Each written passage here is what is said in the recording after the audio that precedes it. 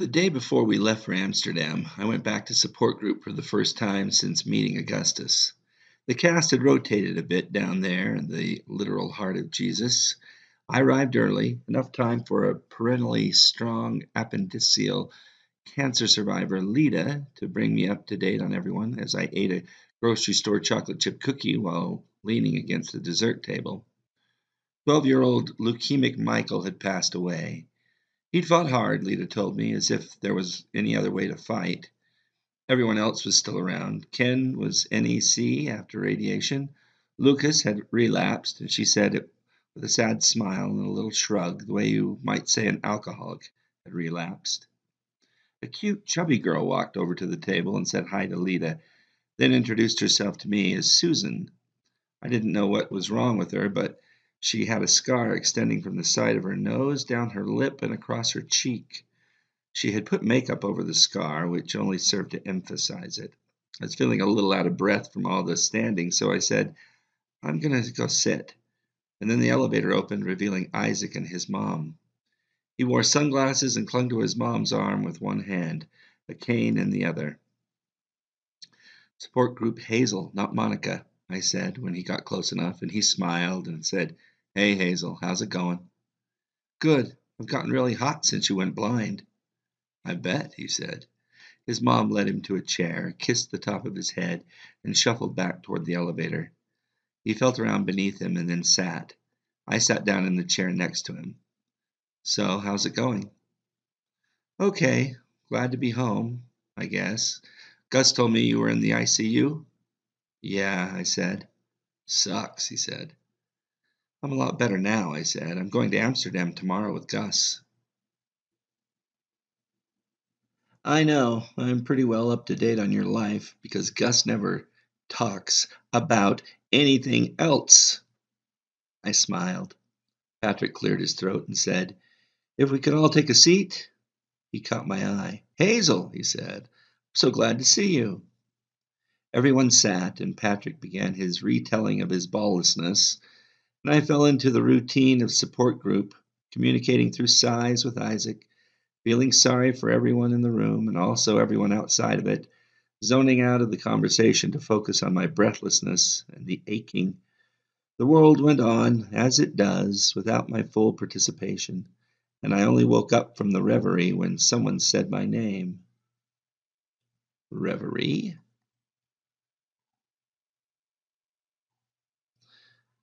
A state of being pleasantly lost in one's thoughts, a daydream.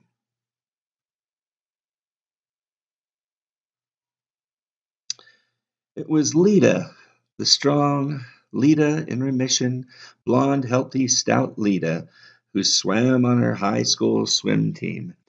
Lita, missing only her appendix, saying my name, saying, Hazel is such an inspiration to me. She really is. She just keeps fighting the battle, waking up every morning and going to war without complaint. She's so strong. She is so much stronger than I am. I just wish I had her strength. Hazel? Patrick asked. How does that make you feel? I shrugged and looked over at Lita. I'll give you my strength if I can have your remission. I felt guilty as soon as I said it. I don't think that's what Lita meant, Patrick said. I think she... But I'd stopped listening. After the prayers for the living and the endless litany of the dead, with Michael tacked on to the end, we held hands and said, Living our best life today. Lita immediately rushed up to me, full of apology and explanation, and I said, No, it's really fine, waving her off. And I said to Isaac, Care to accompany me upstairs?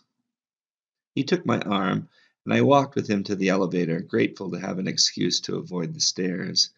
I'd almost made it all the way to the elevator when I saw his mom standing in a corner of the literal heart. I'm here, she said to Isaac, and he switched from my arm to hers before asking, You want to come over? Isaac lived in a small ranch house in Meridian Hills next to this fancy private school.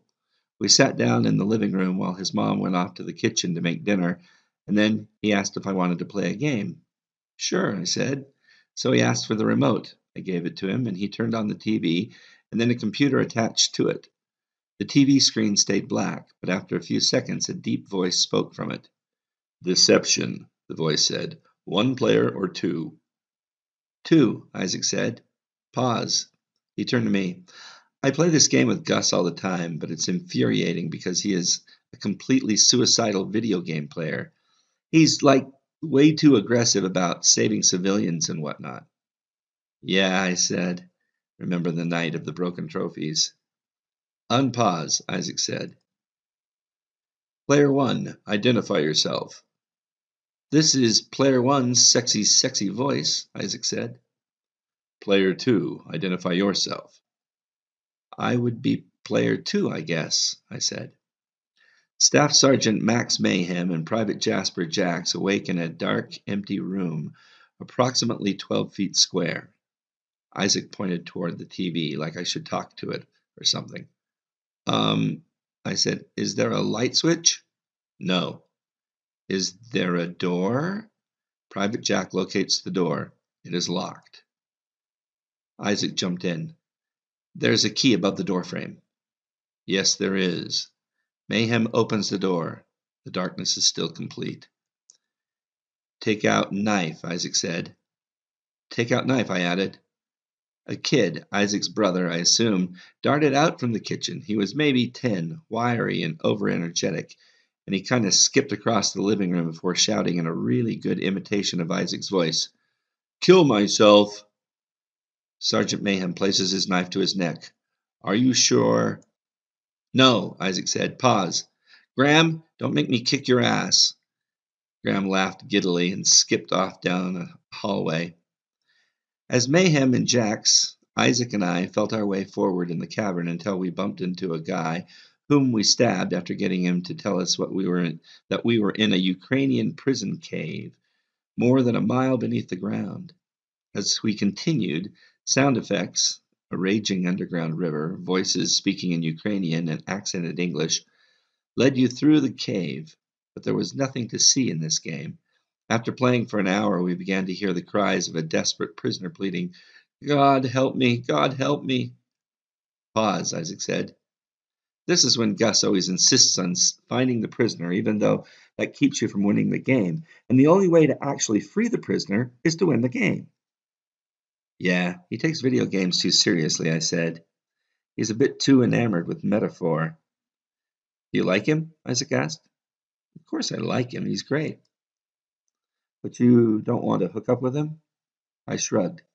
"It's complicated." "I know what you're trying to do. You don't want to give him something he can't handle. You don't want him to Monica you," he said. "Kinda," I said, "but it wasn't that. The truth was, I didn't want to Isaac him. To be fair to Monica," I said, "what you did to her wasn't very nice either." "What did I do to her?" he asked, defensive. "You know, going blind and everything."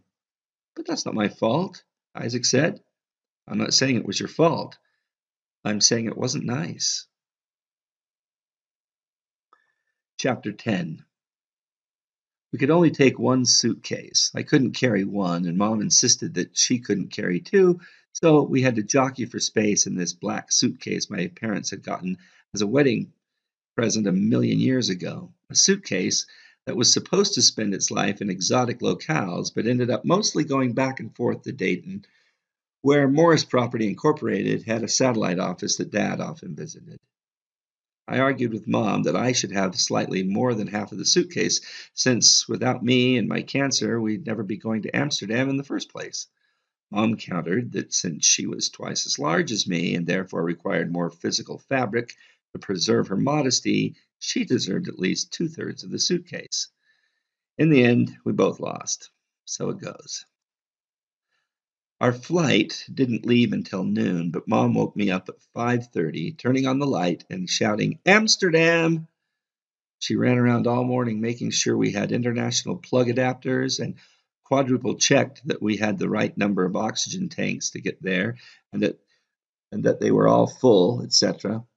While I just rolled out of bed, put on my travel to Amsterdam outfit, jeans, a pink tank top, and a black cardigan in case the plane was cold. The car was packed by 6:15. whereupon Mom insisted that we eat breakfast with Dad, although I had a moral opposition to eating before dawn on the grounds that I was not a 19th century Russian peasant fortifying myself for a day in the fields. But anyway, I tried to stomach down some eggs while Mom and Dad enjoyed these homemade versions of Egg McMuffins they liked. Why are breakfast foods? I asked them. Like, why don't we have curry for breakfast? Hazel, eat. But why? I asked. I mean, seriously, how did scrambled eggs get stuck with breakfast exclusivity? Exclusivity?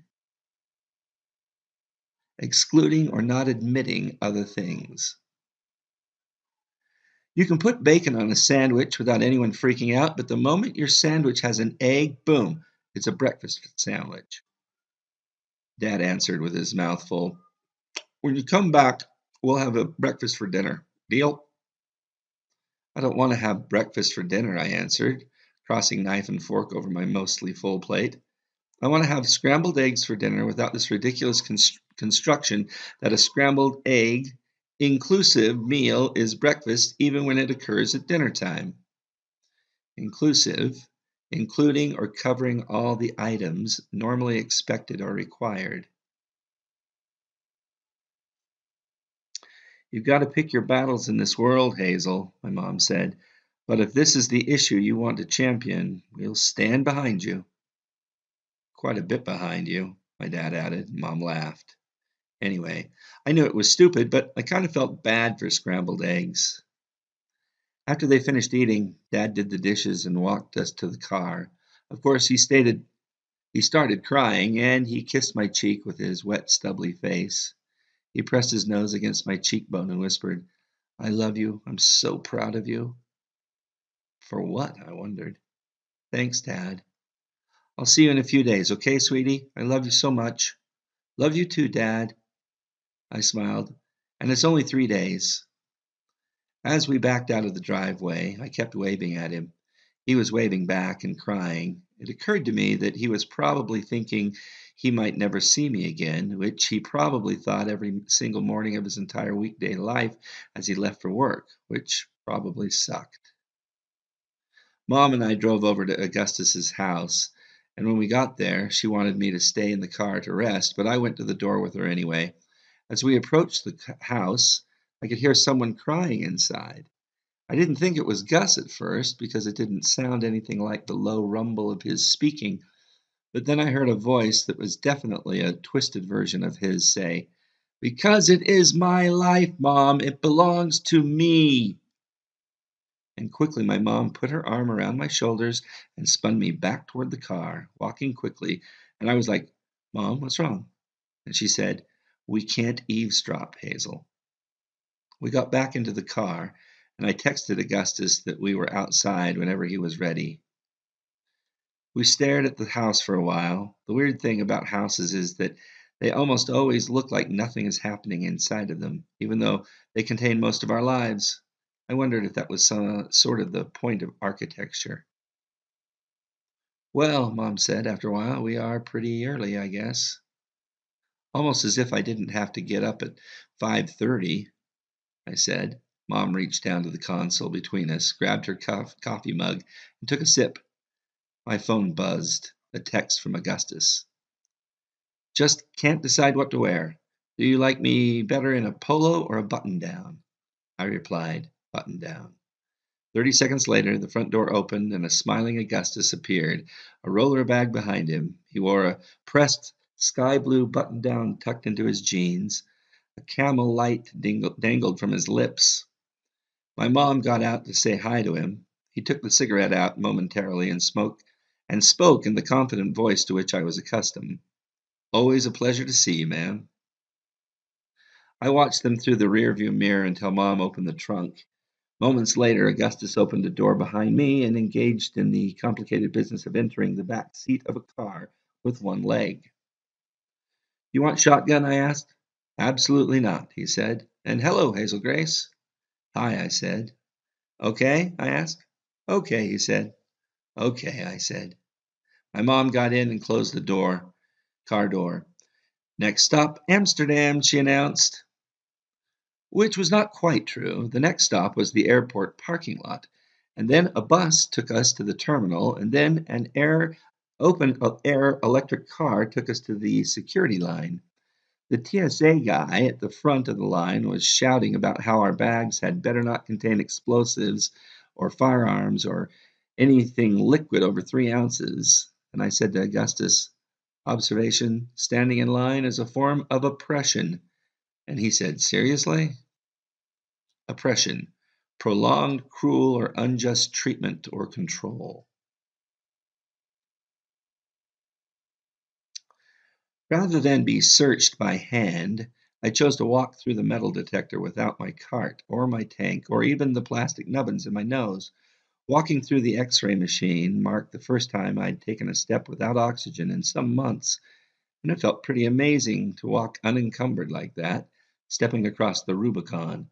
The machine's silence acknowledging that I was, however, briefly, a non-metallicized creature. Unencumbered, not having any burden or impediment.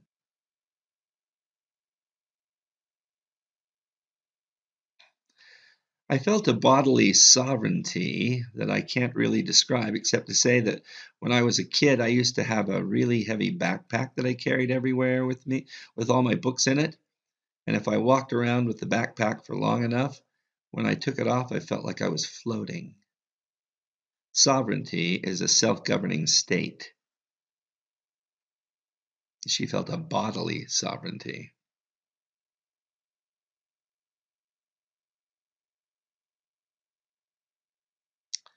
After about 10 seconds, my lungs felt like they were folding in upon themselves like flowers at dusk. I sat down on a gray bench just past the machine and tried to catch my breath.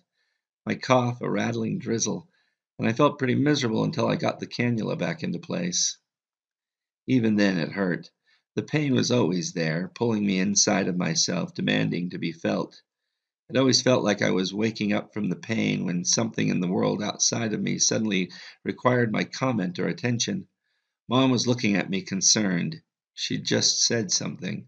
What had she just said? Then I remembered. She asked what was wrong. Nothing, I said. Amsterdam, she half shouted. I smiled. Amsterdam, I answered. She reached her hand down to me and pulled me up. We got to the gate an hour before our scheduled boarding time. Mrs. Lancaster, you are an impressively punctual person, Augustus said as he sat down next to me in the mostly empty gate area. Well, it helps that I'm not technically very busy, she said. You're plenty busy, I told her, although it occurred to me that Mom's business was mostly me. There was also the business of being married to my dad. He was kind of clueless about, like, banking and hiring plumbers and cooking and doing things other than working for Morris Property Incorporated. But it was mostly me. Her primary reason for living and my primary reason for living were awfully entangled. Entangled means twisted together with or caught in.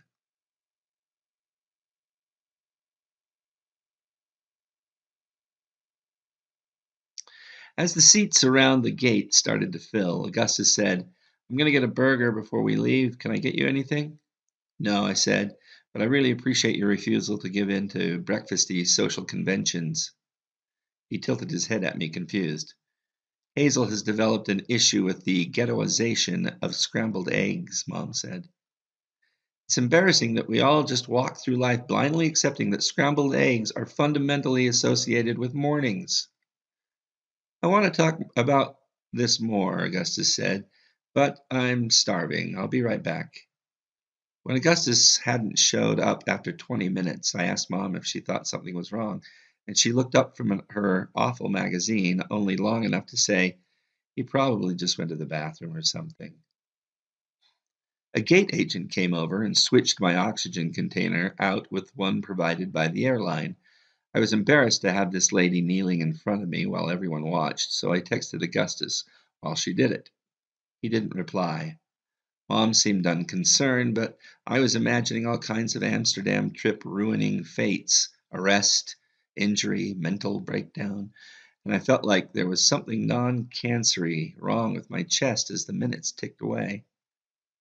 And just when the lady behind the the ticket counter announced they were going to start pre-boarding people who might need a bit of extra time, and every single person in the gate area turned squarely to me.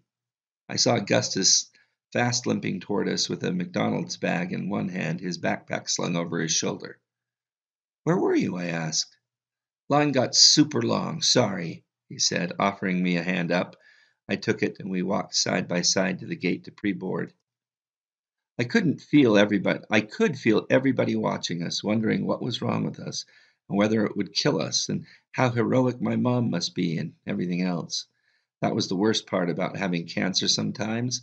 The physical evidence of disease separates you from other people.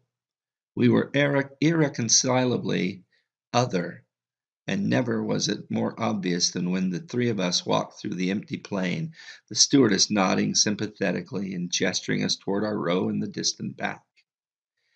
Irreconcilably cannot be made compatible. We were irreconcilably other. In other words, they can't be compatible to other people. I sat in the middle of our three-person row with Augustus in the window seat and Mom in the aisle. I felt a little hemmed in by Mom, so of course I scooted over toward Augustus. We were right behind the plane's wing. He opened up his bag and unwrapped his burger. "The thing about eggs, though," he said, "is that breakfastization gives the scrambled egg a certain sacrality, right? You can get yourself some bacon or cheddar cheese anywhere, anytime, from tacos to breakfast sandwiches to grilled cheese. But scrambled eggs, they're important." "Ludicrous," I said. The people were starting to file into the plane now. I didn't want to look at them, so I looked away, and to look away was to look at Augustus. "I'm just saying, maybe scrambled eggs are ghettoized, but they're also special. They have a place and a time, like church does." "You couldn't be more wrong," I said. "You're buying into the cross-stitched sentiments of your parents' throw pillows. You're arguing that the fragile, rare thing is beautiful simply because it's fragile and rare. But that's a lie, and you know it." "You're a hard person to comfort," Augustus said. "Easy comfort isn't comforting," I said. "You were a rare and fragile flower once, you remember?" For a moment he said nothing. "You do know how to shut me up, Hazel Grace." "It's my privilege and my responsibility," I answered. Before I broke eye contact with him, he said, "Listen, sorry I avoided the gate area. The McDonald's line wasn't really that long. I just didn't want to sit there with all those people looking at us, or whatever." "At me mostly," I said. You could glance at Gus and never know he'd been sick, but I carried my disease with me on the outside, which is part of why I'd become a homebody in the first place. Augustus Waters, noted charismatist, is embarrassed to sit next to a girl with an oxygen tank. "Not embarrassed," he said. "They just piss me off sometimes, and I don't want to be pissed off today." After a minute, he dug into his pocket and flipped open his pack of smokes. About 9 seconds later, a blonde stewardess rushed over to our row and said, "Sir, you can't smoke on this plane, or any plane." "Oh, I don't smoke," he explained, a cigarette dancing in his mouth as he spoke. "But it's a metaphor," I explained. "He puts the killing thing in his mouth, but he doesn't give it the power to kill him." The stewardess was flummoxed for only a moment. Flummoxed is bewildered or perplexed. "Well, that metaphor is prohibited on today's flight," she said. Gus nodded and rejoined the cigarette to its pack. Prohibited is forbidden or banned. We finally taxied out to the runway, and the pilot said, "Flight attendants, prepare for departure." And then two tremendous jet engines roared to life, and we began to accelerate. "This is what it feels like to drive in a car with you," I said, and he smiled, but kept his jaw clenched tight. And I said, "Okay." We were picking up speed, and suddenly Gus's hand grabbed the armrest, his eyes wide, and I put my hand on top of his and said, "Okay?" He didn't say anything, just stared at me, wide-eyed, and I said, "Are you scared of flying?" "I'll tell you in a minute," he said. The nose of the plane rose up, and we were aloft. Gus stared out the window, watching the planet shrink beneath us, and then I felt his hand relax beneath mine. He glanced at me and then back out the window. "We are flying," he announced. "You've never been on a plane before?" He shook his head. "Look!" he half shouted, pointing at the window. "Yeah," I said. "Yeah, I see it. It looks like we're in an airplane." "Nothing has ever looked like that ever in all of human history," he said. His enthusiasm was adorable. I couldn't resist leaning over to kiss him on the cheek. "Just so you know, I'm right here," Mom said, "sitting next to you, your mother, who held your hand as you took your first infantile steps." "It's friendly," I reminded her, turning to kiss her on the cheek. "Didn't feel too friendly," Gus mumbled, just loud enough for me to hear. When surprised and excited and innocent, Gus emerged from his grand gesture metaphorically inclined Augustus. I literally could not resist. It was a quick flight to Detroit, where the little electric car met us as we disembarked and drove us to the gate for Amsterdam. Disembarked, to leave a ship, an aircraft, or other vehicle.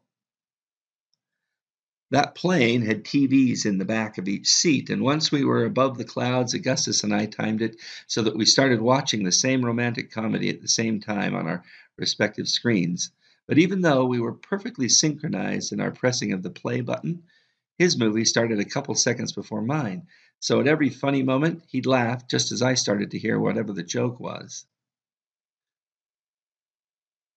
Mom had this big plan that we would sleep for the last several hours of the flight, so when we landed at 8 a.m., we'd hit the city ready to suck up the marrow out of the life or whatever.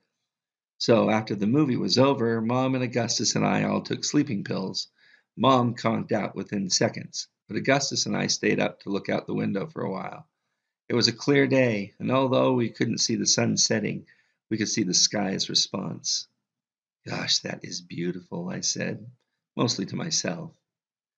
"The risen sun too bright in her losing eyes," he said, a line from an imperial affliction. "But it's not rising," I said. "It's rising somewhere," he answered, and then after a moment said, "Observation. It would be awesome to fly in a super-fast airplane that could chase the sunrise around the world for a while. Also, I'd live longer." He looked at me askew. Because of relativity or whatever." He still looked confused. "We age slower when we move quickly versus standing still. So right now, time is passing slower for us than for people on the ground." "College chicks," he said. "They're so smart." I rolled my eyes. He hit his real knee with my knee, and I hit his knee back with mine. "Are you sleepy?" I asked him. "Not at all," he answered.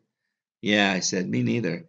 Sleeping meds and narcotics didn't do for me what they did for normal people." "Want to watch another movie?" he asked. "They've got a Portman movie from her Hazel era." "I want to watch something you haven't seen." In the end, we watched 300, a war movie about 300 Spartans who protect Sparta from an invading army of like a billion Persians. Augustus's movie started before mine again, and after a few minutes of hearing him go, "Dang," or "Fatality," every time someone was killed in some badass way, I leaned over the armrest and put my head on his shoulder so I could see his screen and we could actually watch the movie together. 300 featured a sizable collection of shirtless and well-oiled strapping young lads, so it was not particularly difficult on the eyes, but it was mostly a lot of sword-wielding to no real effect. The bodies of the Persians and the Spartans piled up, and I couldn't quite figure out why the Persians were so evil or the Spartans so awesome. Contemporaneity, to quote AIA, specializes in the kind of battles wherein no one loses anything of any value except, arguably, their lives. And so it was with these titans clashing. Toward the end of the movie, almost everyone is dead, and there is this insane moment when the Spartans start stacking the bodies of the dead up to form a wall of corpses. The dead become this massive roadblock standing between the Persians and the road to Sparta. I found the gore a bit gratuitous, so I looked away for a second, asking Augustus, How many dead people do you think there are? Gratuitous is uncalled for, lacking good reason, unwarranted. He dismissed me with a wave. Shh, shh, this is getting awesome. When the Persians attacked, they had to climb up a wall of death, and the Spartans were able to occupy the high ground atop the corpse mountain, and as the bodies piled up, the wall of martyrs only became higher and therefore harder to climb, and everybody swung swords, shot arrows, and the rivers of blood poured down Mount Death, etc. I took my head off his shoulder for a moment to get a break from the gore and watched Augustus watch the movie. He couldn't contain his goofy grin. I watched my own screen through squinted eyes as the mountain grew with the bodies of Persians and Spartans.